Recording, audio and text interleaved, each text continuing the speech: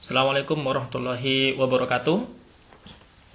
Baik, kali ini kita akan membahas mengenai TOEFL di TOEFL Booster.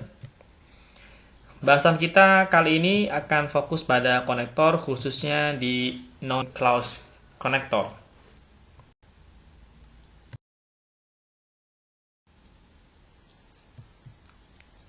Oke, kita sekarang fokus pada non-clause yang bisa ditandai dengan penggunaan relative pronoun seperti who, what, which, that, dan lain-lain. Noun itu, baik bentuk klausa, frase, ataupun noun yang biasa, bisa berposisi di tempatnya subjek. Seperti, what happened yesterday was awesome. Kata was awesome merupakan predikat. Nah, predikat ini butuh pada subjek. Subjeknya berupa what happened yesterday, yaitu berupa noun clause. Apa penanda klausanya? Ada kata penghubung, di mana dia menggunakan relative pronoun what. Sehingga what happened yesterday menjadi sebuah nomina klausa. Dan posisinya sebagai subjek. Predikatnya adalah was awesome. Oke, was ya. Selain sebagai subjek, non-clause juga bisa berfungsi atau berposisi di objek. Misalnya, nobody knows what happened yesterday. Tak seorang pun tahu apa yang terjadi kemarin. Sehingga kata what happened yesterday merupakan objek dari knows. Subjeknya adalah nobody. Nah, bentuk ini adalah yang bisa ditempati oleh noun, baik berupa non frasa atau non clause. Sehingga kalau tidak di subjek, maka posisinya adalah objek. Baik itu objeknya verb atau objeknya preposisi. Apa penandanya? Kalau itu klausa, dia ada penghubungnya.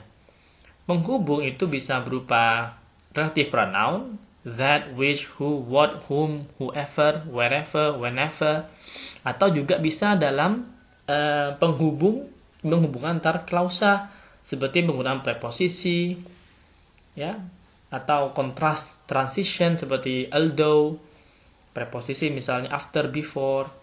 Nah, secara umum kalau kita menggunakan konektor, maka formulanya adalah harus ada subjek, predikat, lalu ada konektornya, kemudian diikuti oleh subjek dan predikat.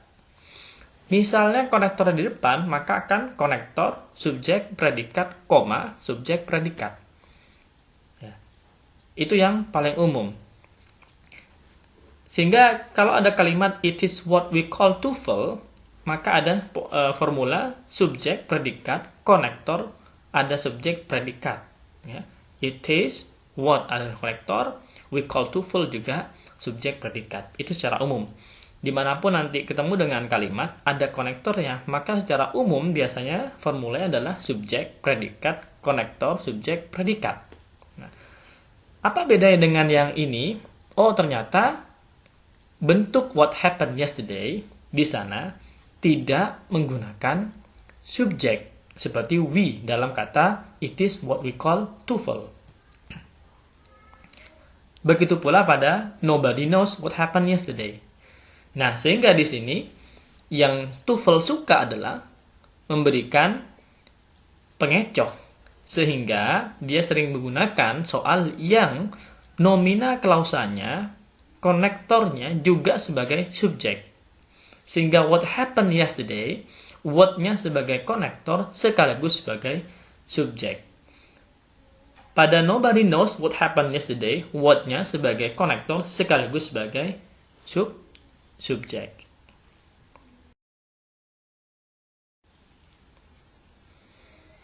Kita lihat contoh yang lain sekarang. He said that it is good. I don't know when COVID-19 will leave my country.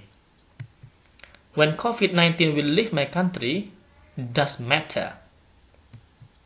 Whoever is coming is important. I have no idea what is in the box. Okay. Nah, ada beberapa bentuk non-clause sekarang ya. Ada beberapa bentuk konektor yang ada berformula atau berumus subjek predikat seperti he said, subjek predikat konektor that, it his subjek predikat. Good. Kemudian I don't know when COVID-19 will leave juga konektor subjek predikat. Konektor subjek predikat when COVID-19 will leave juga konektor subjek predikat. Nah, itu sudah umum. Yang mau kita bahas sekarang adalah bentuk yang tidak umum tapi sering muncul di TOEFL, yaitu konektor yang juga berfungsi sebagai subjek, yaitu misalnya pada kata kalimat whoever is coming is important. Sehingga kata konektor whoever juga berfungsi sebagai subjek. Ya. Caranya gimana untuk tahu? Lihat apa yang kosong sebelum kata is, maka dia pasti berposisi sebagai subjek, ya kan? Karena is itu merupakan predikat, sehingga kita perlu memberikan subjek. Ya. Yang kedua, I have no idea what is in the box. I have no idea what is in the box. Saya tidak tahu apa yang ada di kotak itu. I have no idea what is in the box, maka what di sana berfungsi sebagai konektor juga sebagai subjek. Oke. Nah, baik. Jadi yang paling sering muncul untuk mengecoh biasanya adalah yang bentuknya konektor yang berfungsi sekaligus sebagai subjek. Oke. Apa bedanya whoever sama who saja? Whoever merupakan bentuk frase dari who.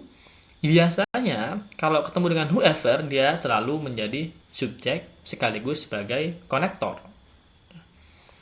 Whoever, whomever, gitu ya. Jadi itu biasanya berfungsi sebagai subjek dan konektor. Kita sekarang latihan. Perhatikan pada kalimat nomor 1, soal nomor 1, dan pilihan yang diberikan.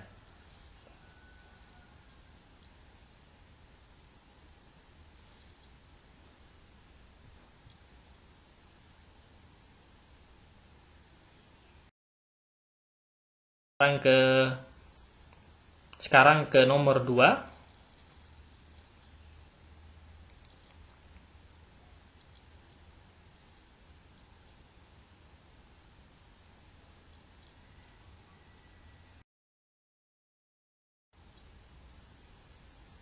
Ini nomor 3.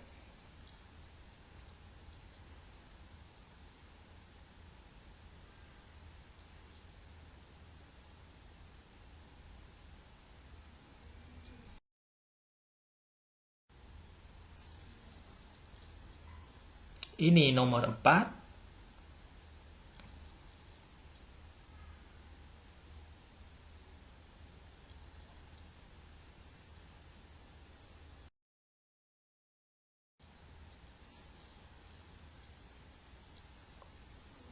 Oke, nomor 5.